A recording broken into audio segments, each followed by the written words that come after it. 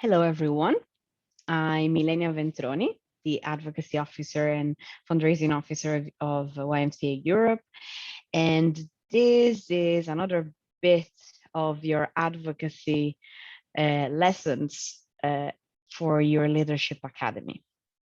So this part of the lesson is dedicated to the levels of decision making, or to make it easier, how do we get change? So you might ask yourself, okay, I understand that I have to talk to people who have power, but who are they? Where are they? And can I get to them easily? So it's important to understand that even though you will find a part of the lessons dedicated to European institutions and to how we interact with them, everything starts from a much, much smaller stage, which is exactly where you live. So we will talk first of all about what type of advocacy we're talking about. So you might talk about advocacy regarding putting pressure on decision makers, or putting pressure or giving awareness to the general public. These are two very different things, as you might imagine. So generally we talk about negotiating with decision makers. And when we talk about the general public, we generally address it through campaigning and awareness raising. This is completely different, of course. When you talk to decision makers, it's a much smaller group of people, which might be a little bit difficult to access. When you talk about the general public, it's a very large group of people who might have a big variety of opinions, and your main goal there is to make your case and give as much information as possible. While in the case of the decision makers, they might have that information already, they might be highly specialized. They need to understand why your views are important and why they should be listening to you. So of course, this is going to be more or less easy depending on what level we're looking at. So here we can have a bit of a look at the levels of decision making. Everything that happens in our societies comes down to decision makers. Now, all the structures of our countries are very different. We have countries that are highly centralized, so all the decisions are taken centrally at national level. Countries that are highly decentralized, so there's a lot of powers that are given to municipalities or to regions or to provinces. And others might also be highly influenced by the international level, and some others might be the influencer at an international level. But when we're talking about things that regard your own YMCA and youth policy, these main levels are very important: the local level, the national level, and the international level. This is where decisions that affect youth are taken. Yes, even at the local level, even if it seems like your mayor doesn't have that much power or your city council doesn't have that much power, they actually do. There's a lot of practical decision they take that really makes a difference in the lives of young people and in the work of youth organizations. Let's look a bit closer. So if we're talking about the local level, you have two main points of decision, right? On one side, you have the local city council. What type of decision can they take? They can take the decision of um, what are the spaces for youth? Yes, there's schools, but there can be also the local youth center, or there can be sports grounds, or there can be even local woods that can be used for public use or private use. There can be public buildings that might be empty and can be used for youth activities, etc., etc. So they have a big power of giving you the space or the resources. Sometimes they cannot even give you funding for what you can do with your YMCA. And they might even take decisions about, what's possible in terms of youth activities that might really affect the life of young people. And then you might have your local youth council. So already there might be an organization, a group of youth NGOs that have already organized at a local level to speak with one voice. So if you want to have that extra space to work with your young people, or if you would like to see more funding for youth, you might decide to talk directly to your local city council, or you might want to work with your local youth council, for example, to increase funding for all youth organizations. If you're telling yourself it's impossible to interact with these entities, it rarely is impossible, simply because youth is what we call the easy play card, in the sense that a lot of local politicians and a lot of local authorities want to be seen as those, for example, who are good for youth a lot of the times. So, and at a local level, there's not that many people. So you might literally have to talk to one person or two people. And it's really a game of personal relations. As we know, YMCA people are very charming people and are very convincing people.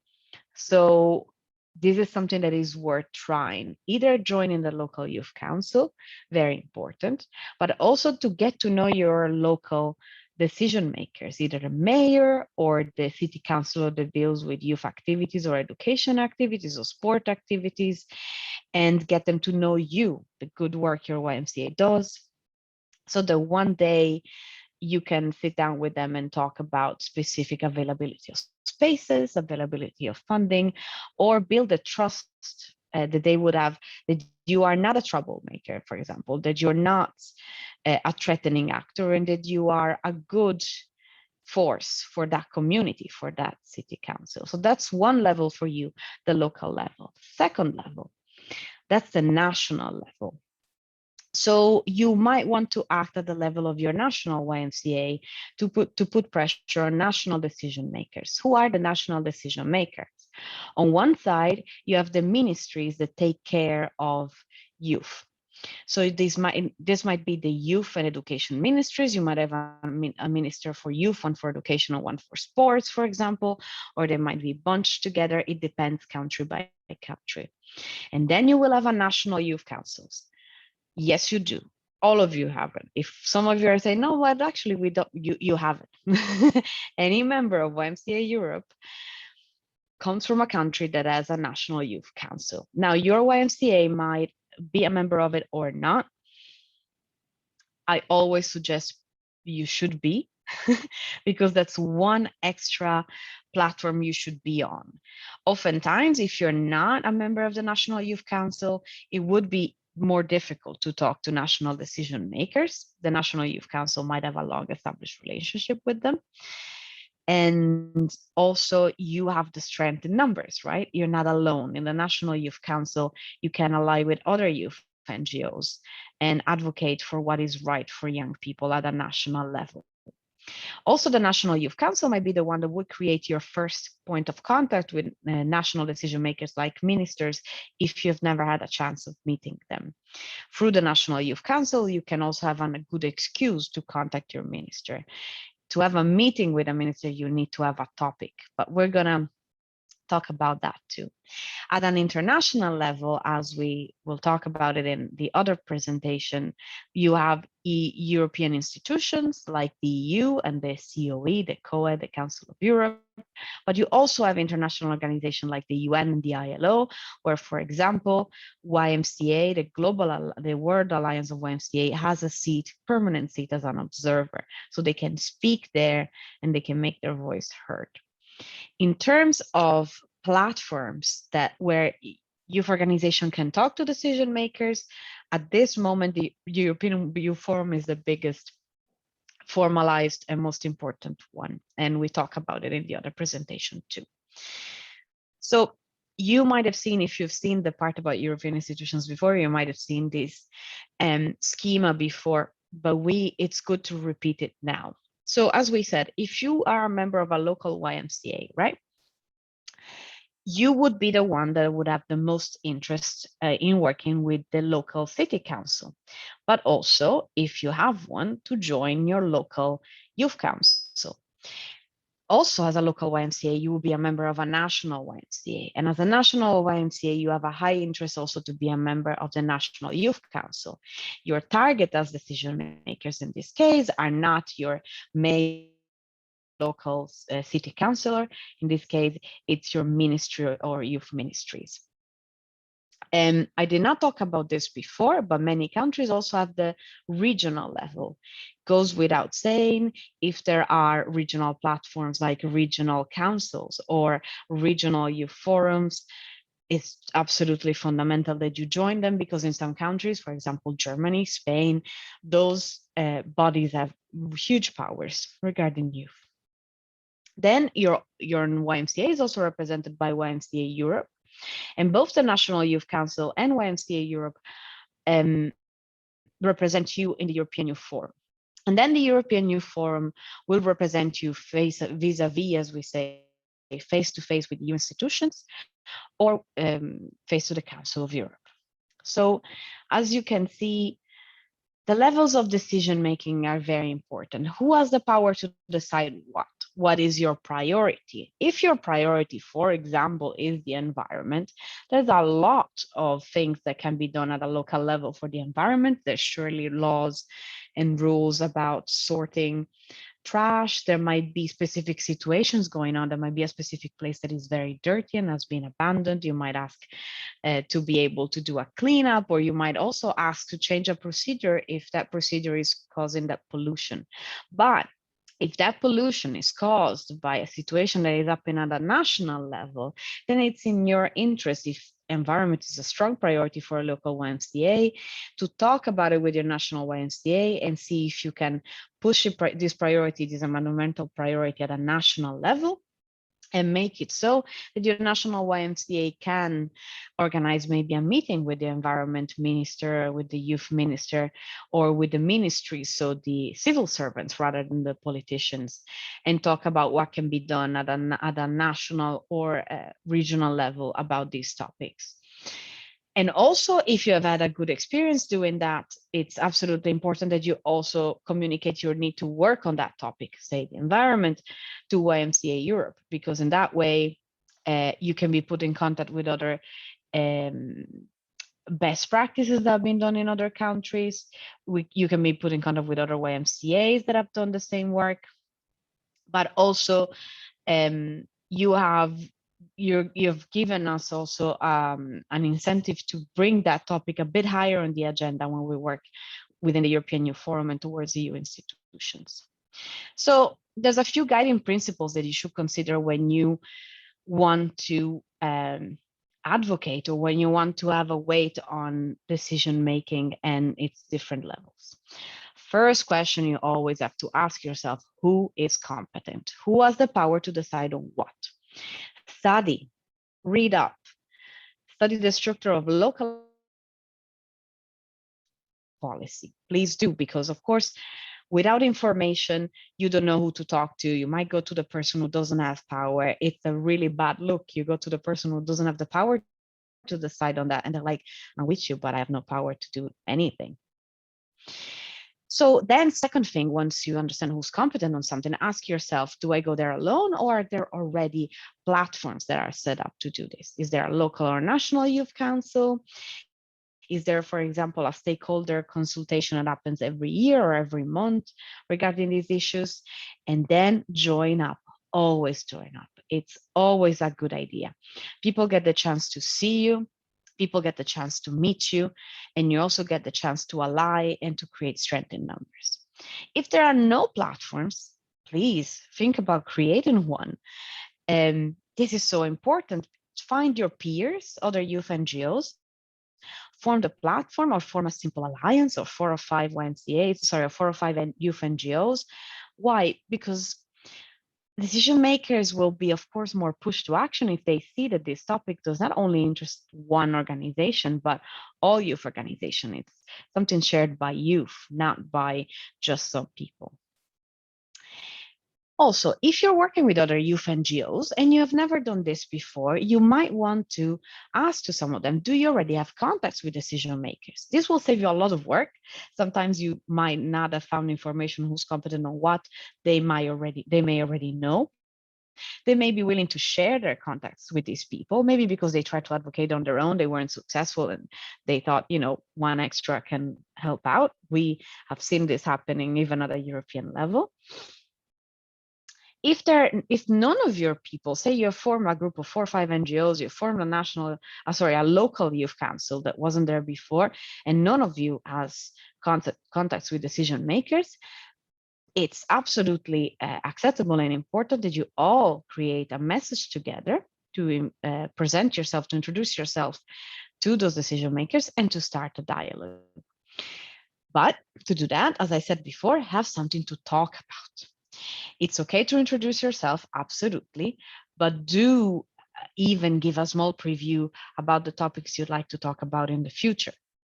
So we will be in contact with you about your recent decision to close the sports grounds, or we might be in contact with you about your call for activities during the local festival or something like that. And make sure that you show that you know what the decision maker has been doing, and that you have an action proposal, a partnership proposal for a specific project with this decision maker. So once you decide, once you understand who has the power to decide, you create your alliance, you might want to focus on a specific topic, right? So maybe a decision has already been taken on this topic, or maybe you wish that a decision may be taken. Then you need to figure out for yourself, as the decision taken or the one that you want to be taken, what kind of strength does it have? Is it just a general recommendation that then leaves the power to the local decision maker to do what they want about it? Or is it a law that they have to do in that specific way? And then what's the level of this decision? Is it local, so it has immediate efficacy? So say the mayor has the power to decide on this issue and create a law about it, then this thing will be done exactly in this way immediately.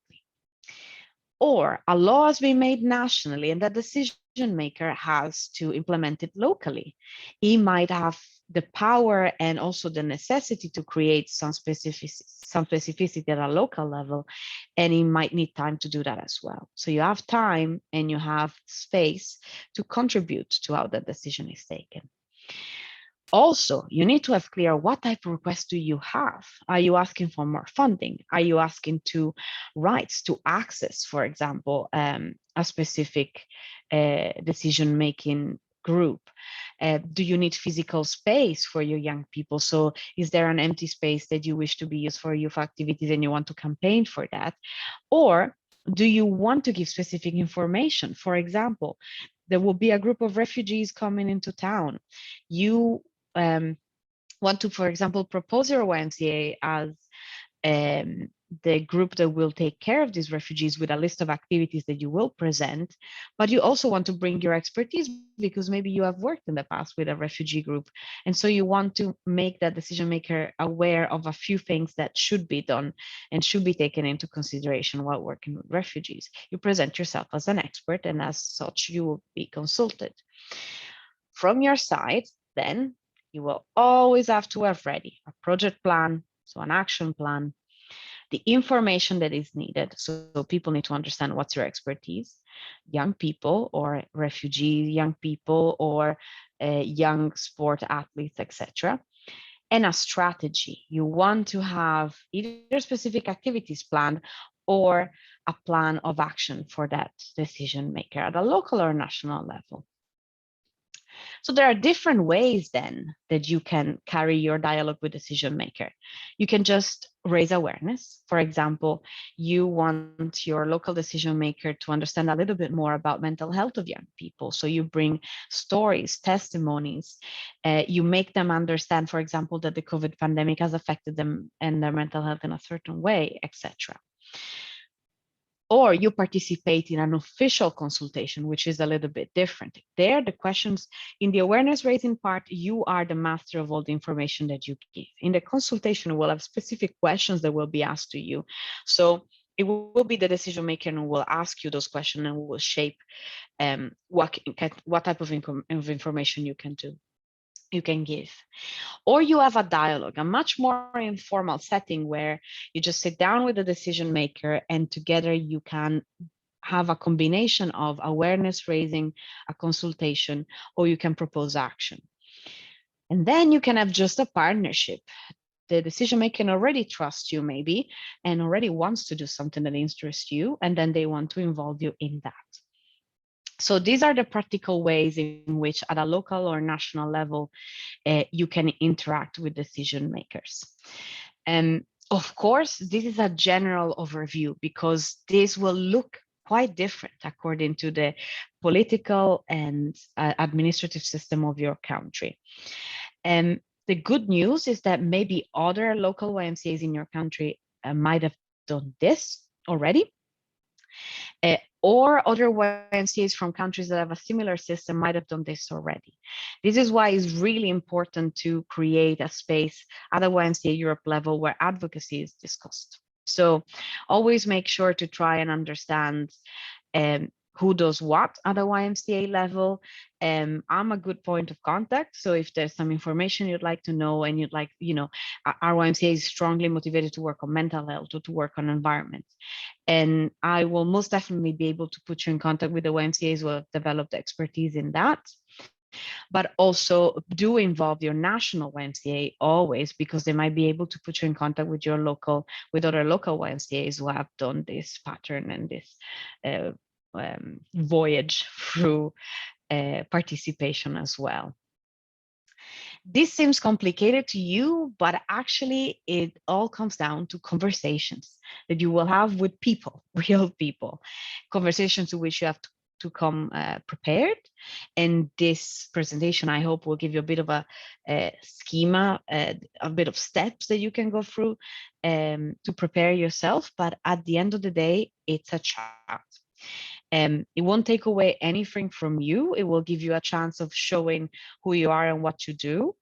And it will give you a chance of being called back, of being involved in more talks and more work with local decision or national decision makers. And truly, these are steps that are really worth taking to make sure that your young people are taken care of and they get more space and more resources to do what you do best, and which is empower young people to develop harmoniously in body, mind, and soul. So thank you so much for listening, and I hope I will be seeing you soon.